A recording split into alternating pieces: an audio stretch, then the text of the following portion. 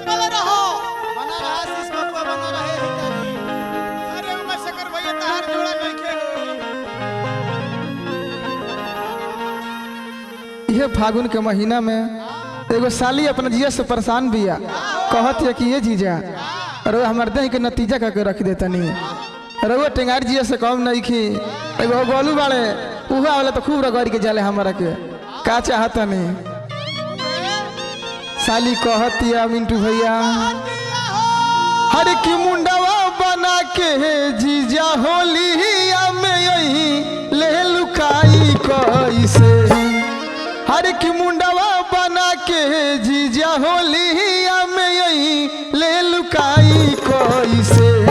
ए लुकाई कैसे करी है तो हंग बहुते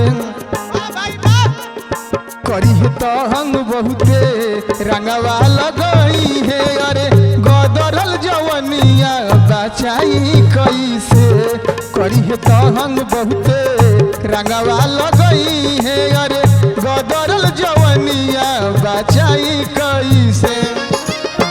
मुंडवा बना के जीजा होली में यही ले लुकाई कैसे। मुंडवा बना के जीजा होली में यही ले लुकाई कैसे। ए लुकाई कैसे करी है तो हंग बहुते करी है तो हंग बहुते रंगवा लगई है। अरे गदरल जवनिया बचाई कैसे करी है तो हंग बहुते रंगवा लगई है। अरे गदरल जवनिया बचाई कैसे।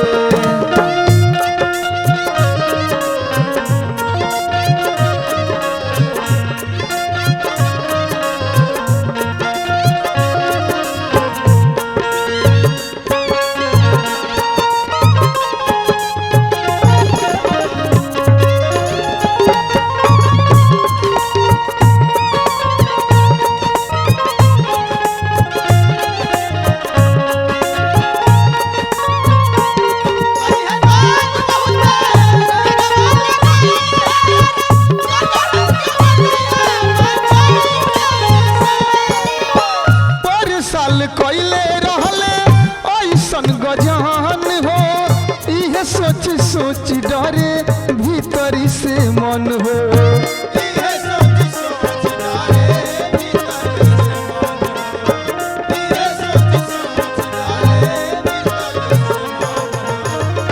रंगवा गुलाल लेके गल पर लगइले कतनो चिलैनी रे दैया तनी नाम हैले।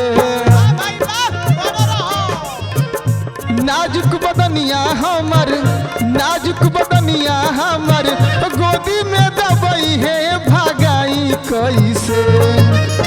हे नाजुक बदनिया हमर गोदी में दबई है भागाई कैसे। ए भागाई कैसे करी है तो हंग बहुते करी है तो हंग बहुते रंगवा लगई है। अरे गदरल जवनिया बचाई कैसे करी है तो हंग बहुते रंगवा लगई है। अरे गदरल जवनिया बचाई कैसे।